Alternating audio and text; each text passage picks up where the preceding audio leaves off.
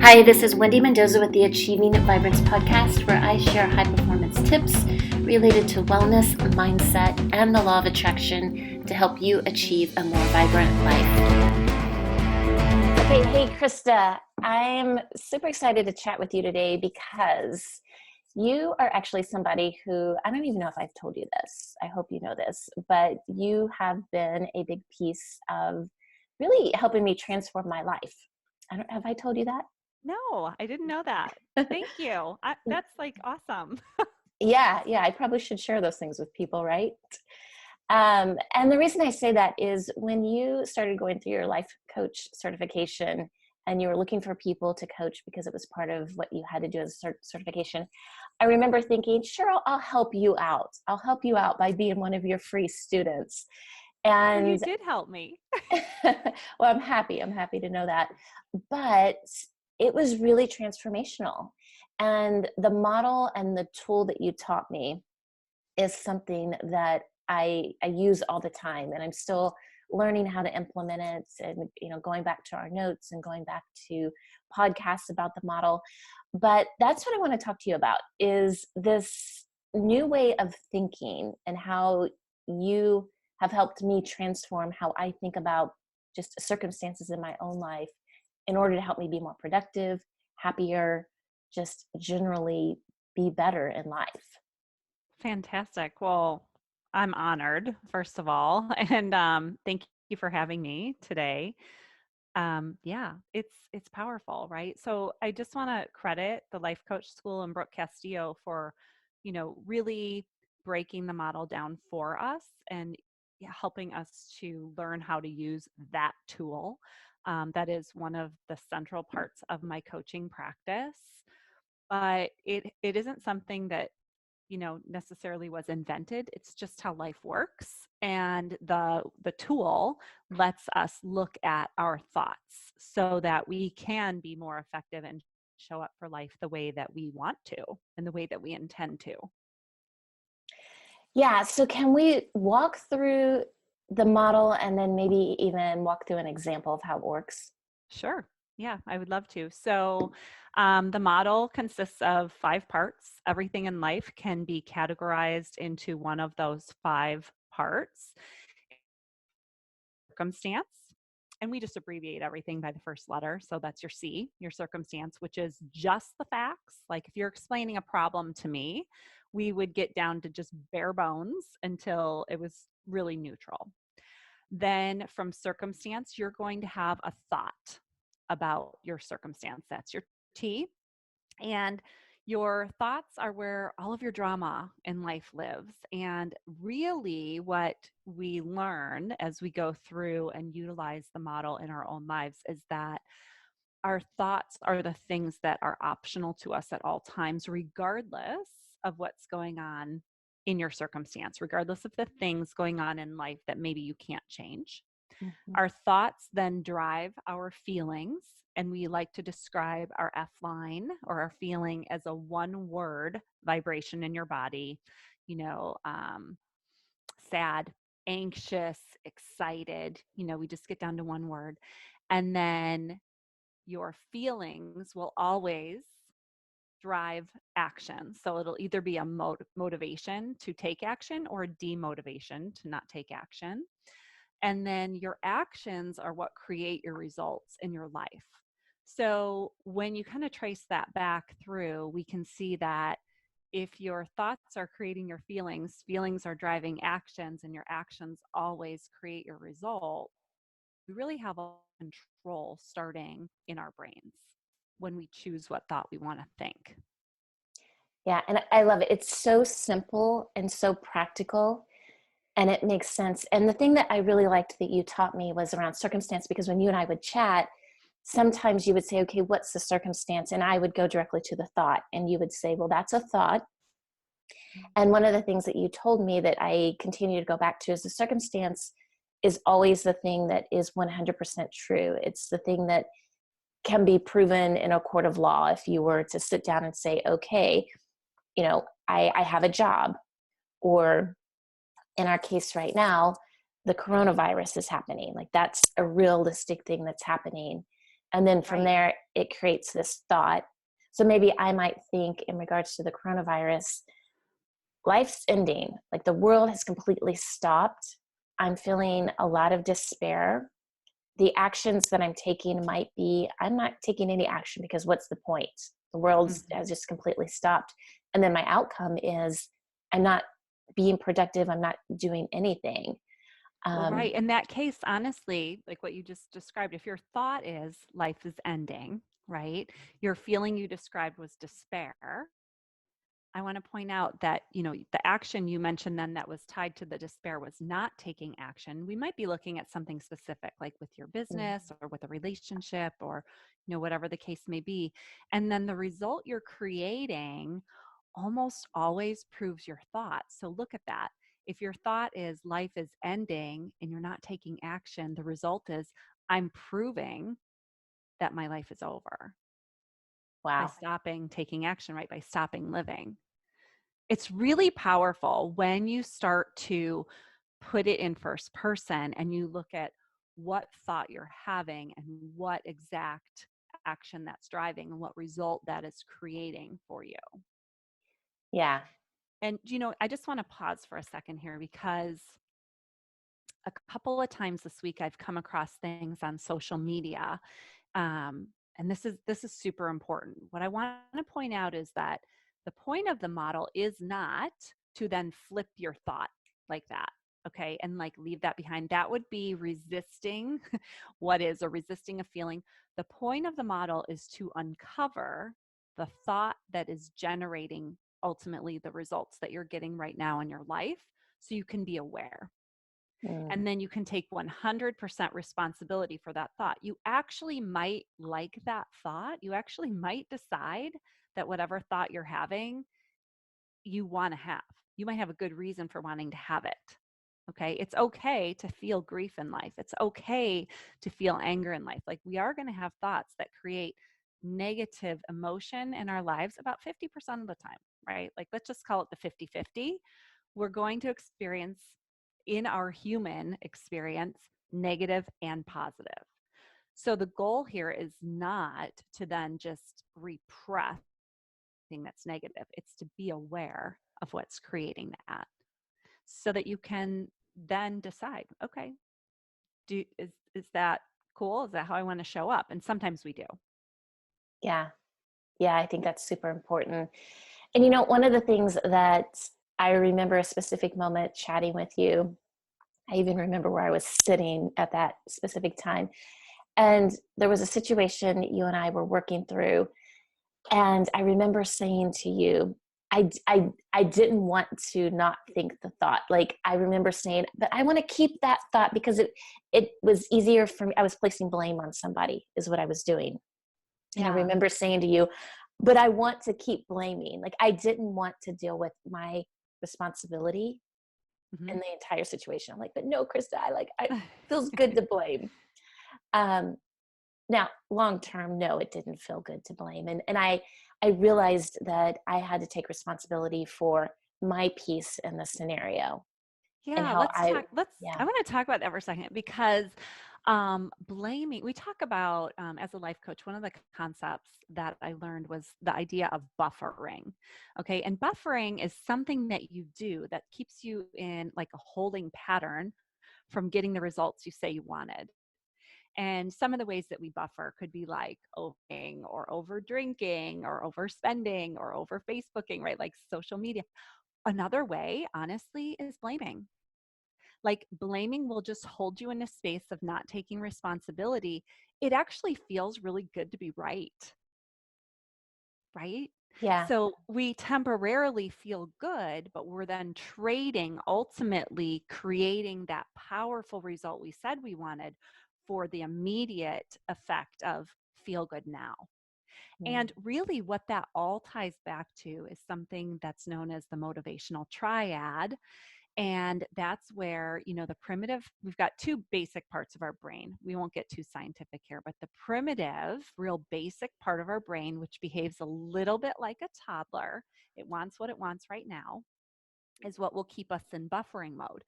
It's got three things that it prioritizes that whole motivational triad is decrease pain, right? Conserve energy or decrease effort and increase pleasure. So, anytime you find yourself in a position of not taking responsibility or making a promise to yourself that you don't follow through on, it's your primitive part of your brain, that real basic part of your brain kicking into the motivational triad, finding the easy way out. And then the cool thing is we've got the prefrontal cortex, which is where all of our higher thought lives. And that's where we decide ahead of time what we want, and we can manage our primitive part of our brain using our prefrontal cortex. That's what life coaching, at least the type of life coaching I do, is all about. It's not about checklists and here I'm going to give you, here, do this plan, follow it, make it happen. You know, you can come to me with a plan or you can come to me with an idea. We can make a plan, but the hardest part is always then managing your mind so that you stick with what you said you wanted, right? Mm, Blaming yeah. feels good, overeating feels good right then, but then later when you don't get those results you said you wanted, doesn't feel so good. So then you're creating a net negative effect in your life instead of a net positive. Yeah, that's powerful. It's really powerful. And when I think about the blame scenario, I've had situations in my life where I've wanted to blame people. And I've even had scenarios where I was right and I got what I wanted. The person, other people maybe found out about what the other person did, and the person felt bad. And I remember in one specific scenario I'm thinking about, when that happened, I remember thinking, I don't feel any better. That didn't make me feel any better at all. Like it didn't serve me to continue to want to blame. And it was just just this huge awareness I had a couple years ago around that issue. And do I still do that? Sure, to some degree. Well, you know, I think it's also important to recognize like we all do it. We all buffer, right? And we all have a human brain. So you're going to show up as a human 100% of the time. And there's nothing wrong with you. It's just being human and like really starting to understand that you can have grace for that and that you can like love yourself when you're being shitty and you can love yourself when you're being awesome and you can recover from mistakes and all of that comes with understanding where your actions are coming from, Mm, right? Regardless of what the circumstances in your life. It yeah. just allows us to step into our power when we Yeah. start to see that. It's the reason I love self-development so much, and why I go to self-improvement seminars, and I'm into that whole just world of self-development. It's like the more awareness you have, the more you can tap into those tools, where I think a lot of people live in a world of just existing, and they don't tap into even being, they don't even know what they don't know. Right, right. And like that's okay, right? They're human and that's where they're at and that's what they want or that's what they think they want right now. And that could change later or not, and that's fine. Mhm. And it's just something that we have found. Like I know I'm probably a self-improvement junkie. Like I thrive on this stuff too, which is probably why we get along so well. Yeah. It's enlightening. It is. It is. Will you talk for a moment? This is switching gears just a tiny bit, but not really, about the diet piece. Because we were Mm. talking in particular one day about, it was actually wine and drinking wine. And you have a whole way that you work with people when it comes to like just wellness and diet too, because that's a big piece of what you do as well. Do you Mhm. remember that conversation and what you told me around, like, it was around picking and choosing when you were going to do the thing that you knew Oh, was it? yeah. Yeah. Yeah, totally. So that's just part of the program that I do. When someone comes to me and their goal is to lose weight, right? That's the result they want to create in their life, right? Going back to the model. And what we do is we set a plan and then they commit to it. And then that's the easy part, right? Like everybody thinks like that's the whole thing. Like you're going to go to a weight loss coach and they're going to give you the plan and you're going to follow it. That's just like step -1. The rest of it is managing your mind. And so remember talking just now about the primitive part of your brain always kind of taking the easy way out. That's the reason why people don't stick with like if they make a promise to not drink the wine, or if they make a promise to lose the weight. And what we do is we shift our thinking into our prefrontal cortex by deciding ahead of time. And so what that looks like in the programs do is an exception plan, which sounds probably a little bit crazy, right? Like I just committing and deciding ahead of time to what you want. But you can also make the decision, make an exception based on a reason that you love, and to have let 2 glasses of wine that day. But the difference between just like allowing your any old time to have an exception and deciding ahead of time is that it has to be 24 hours in advance in order to engage that prefrontal cortex. And then what you have to do is manage your mind, because you want it right now, right? Like, let's say that tonight, if we weren't in COVID times, maybe we would be invited out by a friend, right? Or tonight, when somebody comes home, or when you're sitting around having a phone call with someone, you want to have a glass of wine and you're like, oh yeah, that would feel so good tonight. It's a Friday and I just want to like unwind on the sofa with a great glass of my favorite vintage, whatever. But I made a promise to myself that I wasn't going to do that. So what I can do is not allow myself to do that today, and then make the plan. I have to write it on paper. I'm going to have it tomorrow, at 6 o'clock, or during this time window.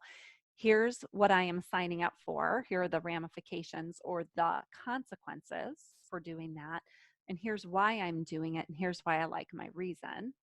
And then between now and tomorrow, when I have the wine, I'm still going to feel the urge. I'm going to be like, oh, I could just have it tonight. What's the difference? Right? Like, that's a lie that I would probably tell myself.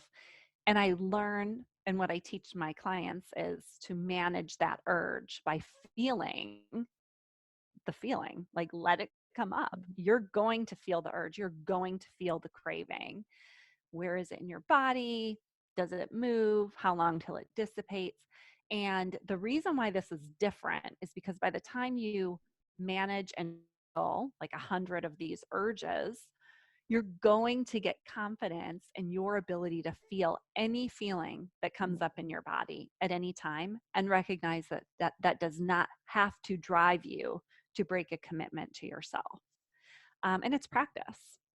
Sometimes you will break it, and then you have to come back and look at, well, what thought was it that I created that allowed me to break that promise? And so we really kind of go, I would call it like more root cause with our thinking, instead of just, treating a symptom or removing all the wine from the house, right? That kind of thing. Yeah, you don't have to like do that. You can show up in any circumstance as the person who you say you want to be, and you do that by managing your mind. Does that answer your question? Kind of, Yeah, and then that's we'll like powerful. That's circle back exactly and okay. yeah, that's exactly what I wanted you to share, to talk about. Yeah, that's Yeah. powerful. And it's work. Like, it takes a commitment to want to do this work, I feel. It does. It's life coaching isn't for everyone. Self-coaching isn't for everyone. It takes to show up and to be vulnerable.